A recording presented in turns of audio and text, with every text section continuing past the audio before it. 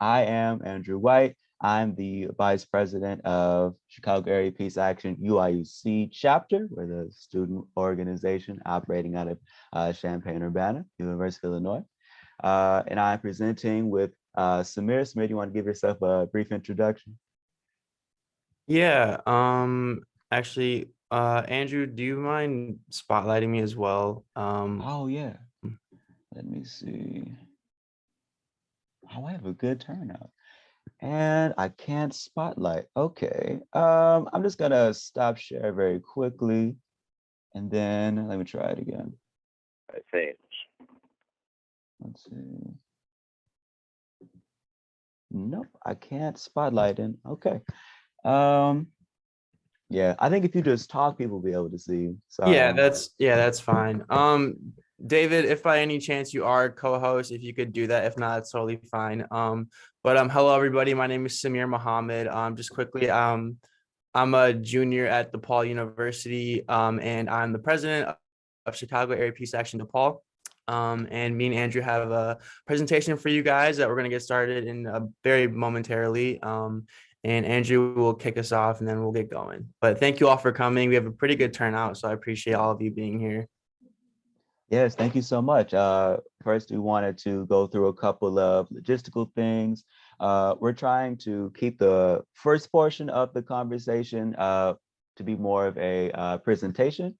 We're just going to be talking about some of the different aspects of advocacy and organizing that we engage in. I'm doing more of the trying to utilize policy information to spread knowledge and inspire people to act and support important policy initiatives. Samir is talking more about in the streets organizing, and we're going to sort of break down the way that our organizations have operated in both of these spheres.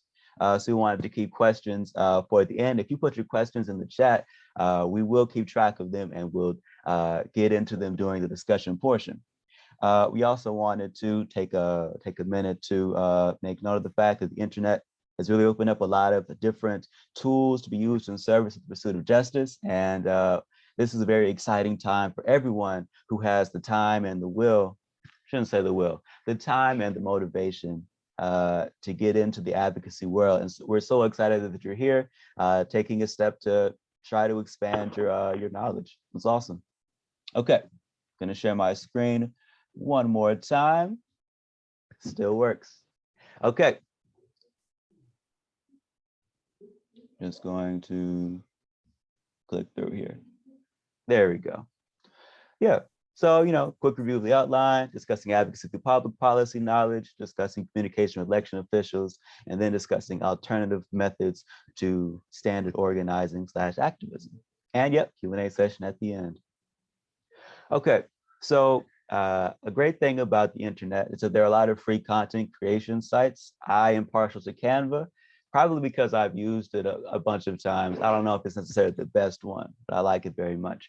I found that it's useful for when you're trying to explain an important and complex policy topic to include some bright visuals in addition to the vital information, and Canva is great for that.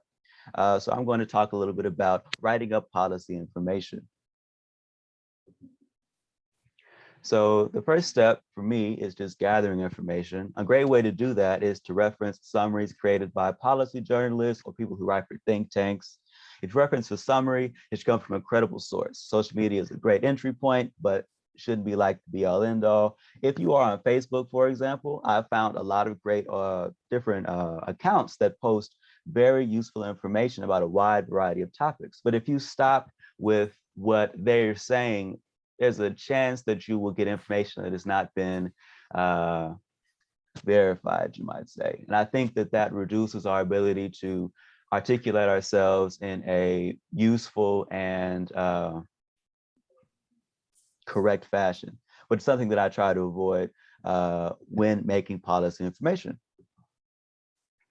Another way to gather information is take a look at the descriptions that a bill's sponsors make of the bill. This is just a quick, a bit hard to read, but this is part of Senator Cory Booker's explanation of the Justice for Black Farmers Act, which is one of the pieces of legislation that CAPA UIUC is currently advocating for.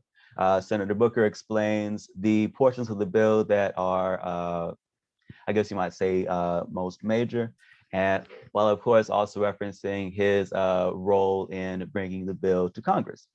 So, using a combination of these different sources of policy information, I think allows for you to create a pretty well-rounded presentation of a piece of policy. So policy journalists, people who write for think tanks, people who are political actors who present their own analyses of their own policies. And the final thing I'm going to note about this is that you can also read bills yourself and make your own informational content. But bills are usually very, very long. I'm sure you guys know anyone who's ever tried to read one. This person pictured here dancing is celebrating because they just finished reading a bill they began reading in 1973. And that is okay. So I think that reading a bill or even just skimming it can add, you might call it the icing on the cake, to getting information from these other sources. Unless you want to read a bill entirely and you're comfortable with the language involved and the policy framework that it will reference and interact with, in which case I say go for it. I've read maybe one or two policies, but only short ones. I haven't read a 500-page one yet, but we're working up to it. So I just wanted to lay that out in case anyone has had any ideas about drawing up informational policy information. That's redundant. Sorry about that. Now, because bills are so long, it can be tough to summarize them in a useful manner. Personally, I try to start with the parts of the bill that are pertinent to whatever problem I'm trying to solve. And then I try to make sure that I also include any other major provisions to give people a well-rounded view. That usually results in a lengthy, but not hopefully too exhausting summary for people to read, because I do want to keep them short enough to grab people's attention while also including everything that is important. Now, determining what is major can be tricky. I try to go back to the stuff I talked about a bit earlier, the different things that policy journalists, people who work at think tanks, political actors who write summaries of their own bills, I try to look at what they include as major elements and take that into account when determining what aspects of a bill are most important to include in a informational presentation. So for the Justice for Black Farmers Act, for example, just to use that again, what I mainly utilized was the fact that because our organization, we were focused on the land grant aspect. The bill is written to give a substantial amount of land bought at fair market value and given to Black farmers and also farmers of other marginalized groups. We are in favor of this land grant. So that's a big part of the policy summaries that we have put out on the internet. But in addition to that, we also make note of the fact that there is a provision for debt relief. That is a big issue for some advocacy groups who have supported the bill. And there are provisions for other things like farmer training and making sure that discrimination in the U.S. Department of Agriculture is addressed. So we try to give a brief overview of all the main things. And that seems to have worked pretty well so far. Now, I also want to talk briefly about speaking with elected officials. Engaging with elected officials can be a powerful tool in an activist belt. Mostly we've utilized it to try to get support for policy initiatives that we support and also to try to get support for our organization's activities in general. And we received some good advice about both of these things. Someone said that it is useful to contact elected officials who serve your particular district because they want you to vote for them, and serving your interests helps them. So consider contacting your state representatives. Whatever, I'm talking about voting districts. So if you're in Illinois and you're trying to interact with someone, a US congressperson, you could talk to Senator Duckworth. And at the state level, there are, every person has a congressperson they can speak with. If you go even lower, you could, of course, talk to more local politicians as well, and making sure that they know that you are a potential voter and a constituent of theirs is a good way to get them to listen to you. So that's something that you should use to your advantage. You can set up meetings with elected officials, yes, to bring your issue to their attention or to get their support. We did that with a couple of different different representatives, or tried to. And some different ways to do that. You can send them emails or letters asking for their support for resolutions, policies.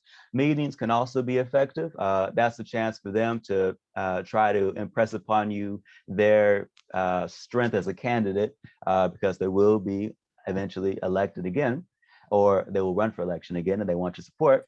And it's also a chance for you to make your pitch to them. So, it's sort of a situation in which both parties can get something out of it. So it's important to remember that these people have been elected to serve the people, and we are the people, and it is okay to call them out on that and sort of make sure that they know what we would like them to do.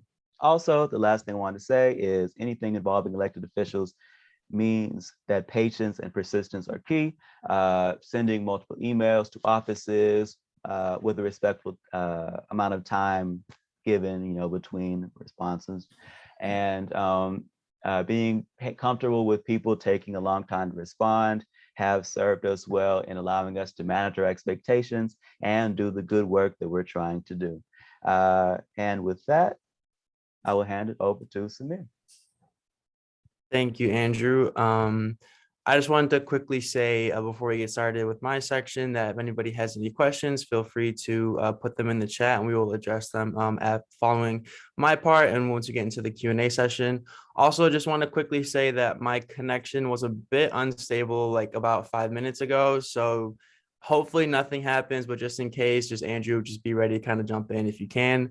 But yeah, we'll just go ahead and get started. So my section is going to be talking about some alternative ways to standard forms of organizing, such as like lobbying and kind of going door to door, passing out flyers, giving out information. Now, obviously, some of the ways I'm going to talk about are, could be also ways that, people have been doing for years on end. But these are just some ways that of organizing that I found my generation is doing a lot more often. And it's also finding it to be pretty effective. You can go to the next slide, Andrew. So one of the ways I want to talk about that's I know for sure is fairly new is social media organizing. And some two effective ways to organize through social media would be one through a Twitter storm. Essentially what this is that using the website called clicktotweet.com. It's a very simple website. If you have a Twitter account, you can link your Twitter account to the website by just logging into Twitter. Through the website, and then once you're logged in, you can simply type in any tweet you want in the box that they give you, and it'll have an icon box that says generate link, and then you can generate that link, and then it's an easy link that people can click on, and then once you click on the link, it'll take you to your own Twitter account with the tweet already typed up and ready to go. All you have to do is hit tweet. So one of the ways we did this was involving the war powers resolution regarding Yemen. That's going to be introduced very soon if it hasn't already. What we did was we were urging some of our representatives to co-sponsor it, to get on board, such as AOC, Quigley, DePaul, and DeFazio. Of course, they're the ones that introduced it, as well as Representative Bowman. So as you can see in this top right corner in the picture, one of the tweets was the U.S. still does maintenance, spare parts transfers, and intel sharing the Saudi-led coalition. The U.S. is making the war on Yemen possible, and then we need you to introduce a war powers resolution. And following us, we tagged our representatives. I find it pretty effective because if multiple people can do it, then you can start retweeting and liking these tweets. And then once you start retweeting and liking them, all of your followers are going to see what you've been up to because you can see other people's feed. So they'll see a bunch of the same tweets being retweeted and liked. And then also it's good to, if multiple people can do it as well, because representatives will see their Twitter feed being basically blown up by the same tweet over and over again, which will definitely catch their attention. Another way of social media organizing is through infographics. For example, like I've mentioned yesterday, for those of you that were there when I was kind of going over what CAPA DePaul has been up to this year, one way we do infographics is through Action Week. And essentially what this is that for 1 week, Monday through Friday, you highlight a specific topic that you're interested in. And each day is a different topic. So for example, we've done topics on Haiti, topics on Yemen, Palestine, stuff like that. And within those infographics, you know, obviously you have information about the topic itself. And then you also have just ways of action, like such as, you know, following these accounts that will give you more information, or, you know, maybe donation links, maybe protest dates if there are any involving the topic. Stuff like that. And it's a pretty effective thing because people can reshare your Action Week post onto their story to gather more attention for it. So it's another pretty effective way of social media organizing. And one of the ways you can create infographics is through Canva, which is what this presentation itself is created on. It's a very cool website. There is a free account and a paid account, but I found that the free account is actually pretty useful. So you don't necessarily need the paid account, but I would say the paid account definitely adds a lot more to it.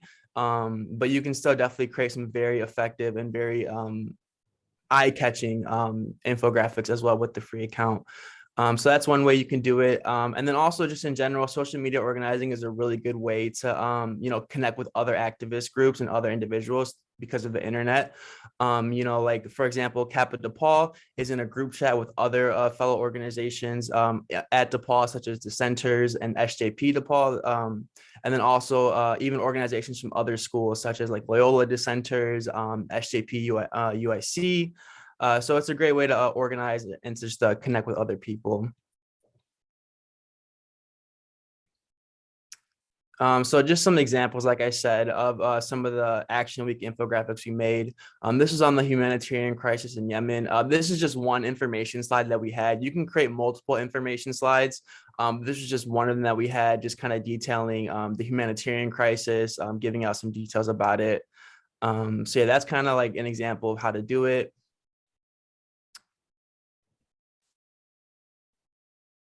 This is just another example. We did a topic on food justice. Again, another example of what we did for information slide. We talked about just the kind of general facts about food justice and the kind of the global food hunger problem in this world.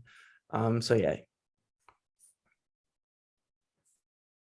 And then, so another way of organizing would be through canvassing, which is pretty similar to just kind of going door to door. But I find this actually kind of more effective because I think you have a better chance of talking with somebody by just going up to them while they're walking instead of you just kind of knocking on their door. That's just kind of my personal opinion. But so one of the ways is canvassing. I think it's a good way to gain support of your local residents. So for example, just recently for our Quigley campaign, I'll just quickly go over really quick. It's a campaign centered around getting Quigley to stop taking money from weapons companies. Like the top 5 weapons companies he takes money from for his campaign, Lockheed Martin, Boeing, Raytheon, General Dynamics, and Northrop Grumman.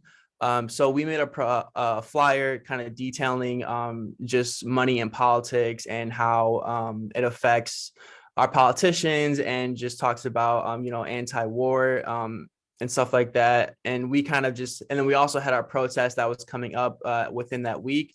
So we had all the information on one flyer, and then we went into DePaul's quad area, which is like this outside social area that people walk through. And we passed out flyers to people telling them, hey, can you help us get money out of politics? And then some people actually had some questions. So we had some pretty great conversations with them as well. So I think it's a pretty good way to get people to not only come to your events, but just kind of just spread information about stuff that you're passionate about, that you want change in. Another great organizing method is a teach-in. Essentially what this is that it's just it's like an event where people come in and you educate people on a topic. So I guess essentially it's kind of like an Action Week day, except that instead of doing it online, you're having people come in and you're educating them like physically, a face-to-face. So like I said, it's an educational event, details, information, events about topics of your interest. And a good way for a good method of kind of bringing people in for teach-ins is to have an activity for them. So for example, for this teach-in event, we had a thrift swap. So basically what we did was we had people come in and bring one pair of clothing, like a shirt, pants, whatever it was. And then when everyone came in, we educated them on the fast fashion industry, and just the negatives about it and how it actually affects our climate and our environment in general. And then after we concluded the presentation, we had everybody swap clothes with people, which was like a good way of kind of making sure that we're not just like buying a lot of clothes and just doing nothing with them, but we're making sure that, you know, we're always exchanging them, giving them to people who want them, maybe even people in need. And then we also did donate some clothes as well. So it can be a very good way to not only, again, spread information, but to also get people interested and get people involved in what you're doing.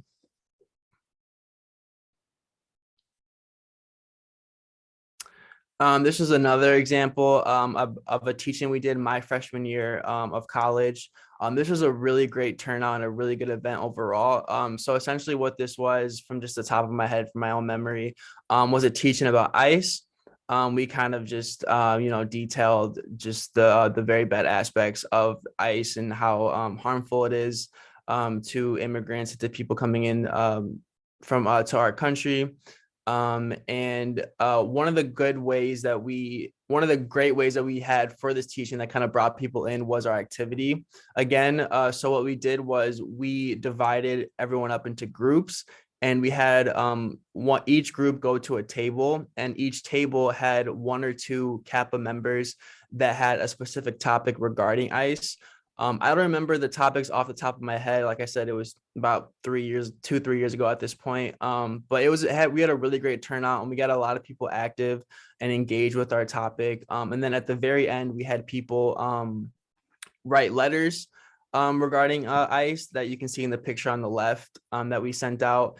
And we're going to be doing a similar idea with that for our Yemen teaching regarding the new War Powers resolution for Yemen. We're going to be talking about the War Powers resolution, and then following that, we're going to have people break up into groups at different sections of the room and have people rotate about 10 minutes. And then each group is going to have a different topic within like Yemen to talk about, such as, you know, just the humanitarian crisis, what's going on the ground, and then also like ways we can organize. So stuff like that. This was just another teaching but we did this digitally. You can do this in person or over Zoom, depending on what you guys agree with your group.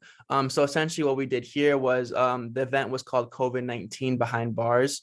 And what we did for this event was that we had 4 different panelists, one from Chicago Votes, the Illinois Prisons Project, Prison Legal News, and then the UCLA COVID-19 Behind Bars Data Project.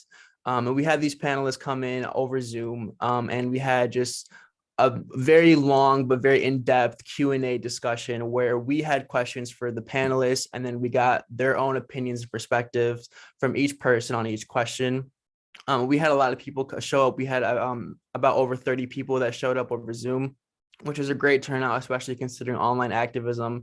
And it was also during when COVID was at its peak. So people were already kind of tired of being on Zoom. So the fact that we were able to garner so many people was very great to see. But yeah, it was a really good conversation. Just had a multitude of different questions. We had some great perspectives and just information that people didn't necessarily know about what was going on with prisoners during COVID. A great organizing event, which I really like, is a calling party. This can be actually really fun too. So basically what it is that you want to get your friends, family, other fellow constituents in your area, but you want to get people together to kind of hang out, you know, talk about, you know, the topic you're interested in, what you're passionate about. And then what you want to do is you want to call your local representative. So in this case, Mike Quigley. And in this instance, we called Mike Quigley, tell him that we do not support a no-fly zone over Ukraine, because that would ultimately lead to a nuclear war with Russia, and nobody wants that. So we got people to come over one location, and we each went into a room and called the representative. Normally, if you call them during the day, somebody will pick up, but usually they're pretty nice about it. You just say what you say what you have to say from the script, and then they'll say thank you. I'll get the message over to the representative, and then that's it. Or if you call at night, if you're more comfortable, usually after about 5 o'clock, there's it just goes to voicemail. If you just want to leave that, that works too. On average, if about 7 people call your representative about the same issue, that usually gets their attention, and that usually gets them to respond to it, or at least to look into it more. So just keep that in mind when you're doing a calling party. You want to get at least 7 or more people. The more the better. But basically, yeah, so you can get people together via in person or on Zoom. It works both ways. Obviously in person is more fun, but Zoom works just as well. So you want to call your local representative. And like I said, after 4 p.m., after 4 to 5, it goes to voicemail.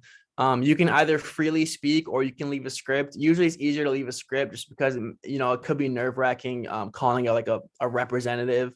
So a script works just as fine. You just want to make sure you leave your first and last name as well as your address to let them know that you are in their district. But yeah, it's a really good way of organizing, I would say. And then finally, which obviously everyone knows this, but the ultimate goal and the ultimate event you want to have is a protest. So we've had a couple of these in the last 2 years, but basically I just want to kind of go over like what you want to do for a protest. So before you want to start any protest, before planning it, you want to have a concrete plan with goals in mind. Because what I found that, for example, during the humanitarian crisis in Yemen, when it was at its peak in terms of media attention, there was an emergency meeting that we had over Zoom, but a lot of people were having problems with it because there weren't exactly like concrete goals that were being listed. So there were issues regarding that. So you want to make sure you have a concrete plan with also concrete goals that people can understand and follow. You want to get people to join by contacting other orgs or individuals that support your values. You want to canvas, like I said before, this is kind of how everything falls into itself and it kind of relates to each other. So you want to pass out flyers to people. You want to have that conversation with people, voicing your passion, voicing your interest in this and how they can get involved and be interested as well. You want to post infographics on social media because, everyone is scrolling through their phones, scrolling through Instagram, Twitter, TikTok even. All social media is great, but I found Instagram and Twitter work the best. You want to also have, once you have a group together and you have your goal set out and stuff like that, you want to start having your weekly meetings. Usually 1 to 2 a week are fine. I would say really 1 because it takes time, because for each meeting you want to have what you want to talk about as well as next steps forward. And usually that takes about a week to get those steps accomplished, depending on what they are, big or small. But 2 can also work depending on your goals and what you want to do, your action steps. So then once you have your group, your meetings, things are planned out, you want to start marketing your protest. And again, this can be through canvassing, social media, infographics, eblast, which I'll get into in a second, or press releases, which is basically once you have your protest planned out and you have a date set, you want to start emailing, local news channels to, kind of tell them what's going on, that we're having a protest here, to come out and record it and, put it on your news channel if possible. Stuff like that. You also want to have events in between. Again, canvassing is a very great way to get to not only market, but to also get your passion out there, get your topic out there to people. And you also want to have calling parties. Make sure that your representative is aware of your issues. You don't just want to have a protest right away. You want to also make sure before that you're voicing your passion, your interest to your representative as well, if you're having a protest regarding your representative. And then also, most importantly, you want to stay persistent and you definitely want to stay dedicated, because planning a protest, it can be hard and you can have a lot of bumps and a lot of challenges during the process. So you just want to make sure that you stay focused and you stay persistent and you just stay positive overall. This, as you can see from these pictures, this is a protest that we had very recently regarding the Quickly campaign, again, to get Quickly to stop taking money from weapons companies. It was a great turnout. We did everything that I've listed here. We had concrete goals. We contacted other orgs, which we got people from them to join us, as well as other individuals. We're still getting individuals as we speak to join our group. And we had a press release. We had actually, I believe, Fox News, I know for sure was there. I want to say NBC, I could be wrong. but we had definitely 2 news outlets show up from the press release. That was great.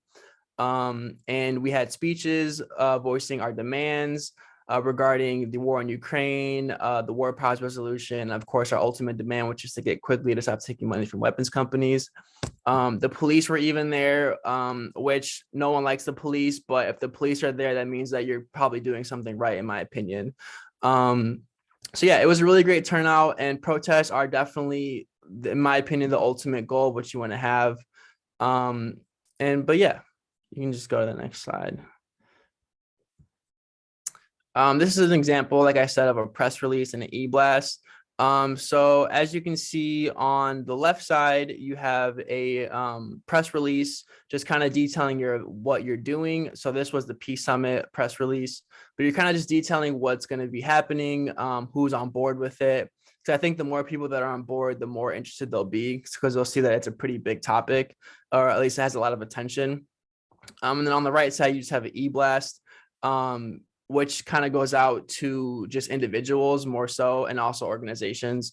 But it's kind of the same thing as a press release. You're just detailing what you're going to be talking about, ways you're going to structure it and word it in a way that'll get them interested and get them like motivated to join.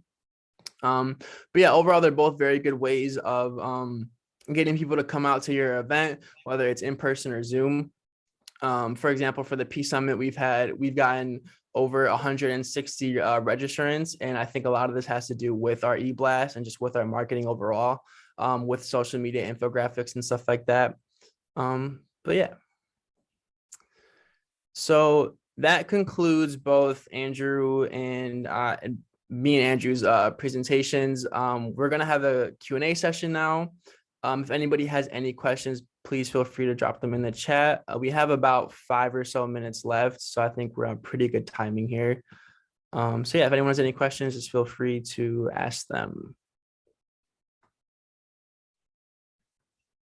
Samir, I have a question. What was the name of that Twitter tool that you had? Yeah, it's called Click to Tweet. You can, if you just, you just do a simple Google search, click the tweet, it's the first thing that comes up. You can just log in through your Twitter, and then it'll have a box for you to type in any tweets you want, and then there'll be a box that says like generate link in green. And then you can generate that link, and then you can just send it out to your friends for them to click on, and then the tweet will already made for their own Twitter account to just tweet out.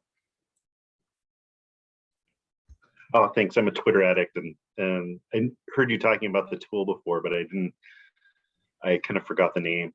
I actually have a video. We could probably post the video for this from the protest in the chat, if Andy's okay with it, since it's on his Facebook. Yeah, that would be great. I think James had a question. Yeah, you mentioned a number of social media approaches for organizing and said they were effective. How do you know they're effective? Yeah, so the way I would say that they're effective is that if people are reposting them onto their own social media accounts, that's definitely one way it's effective. If people are commenting, if people are liking it or retweeting it, if it's on Twitter.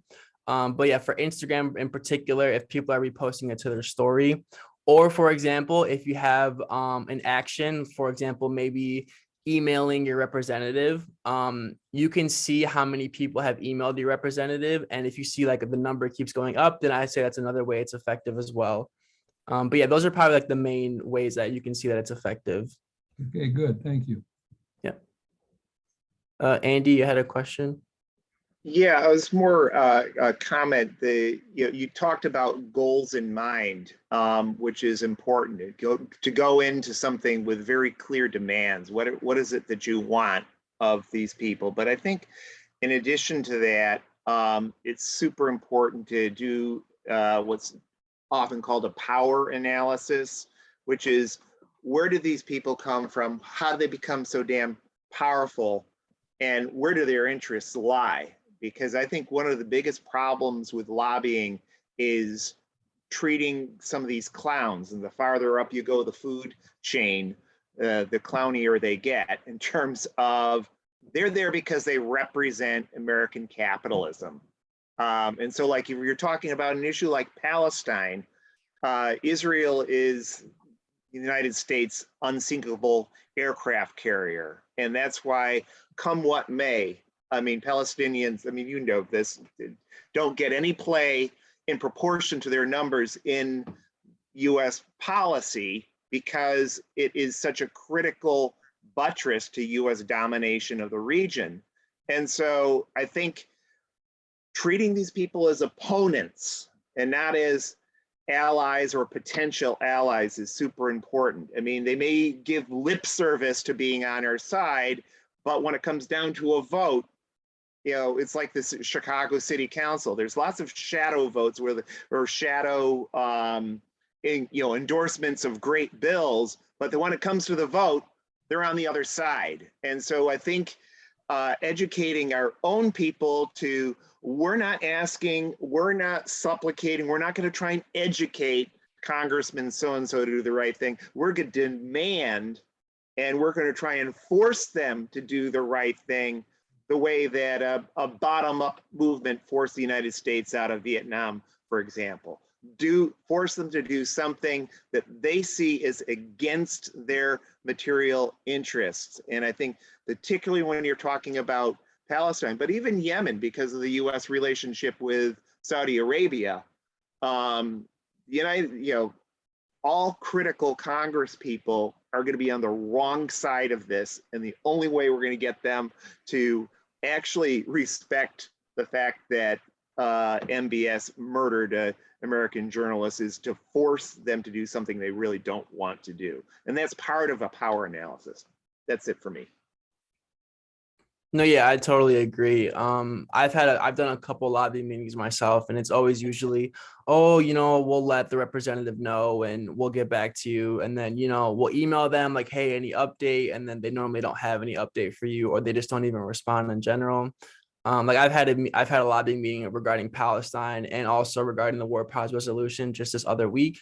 And it's always the same thing. Like, we'll get back to you, we'll let the representative know, and then they don't ever really get back to you. That's why I also don't like lobbying meetings, and that's why I think other forms of organizing, like the ones I said, are more important and more effective. It looks like the breakout room is going to end in about 45 seconds. Thank you all so much for being a part of this. I think honestly we had the most members in this breakout room, so that's great. Thank you again for coming. We appreciate your time, and I hope that you guys are able to learn a thing or two. Andrew, if you have any last words. Yeah, thank you all for coming.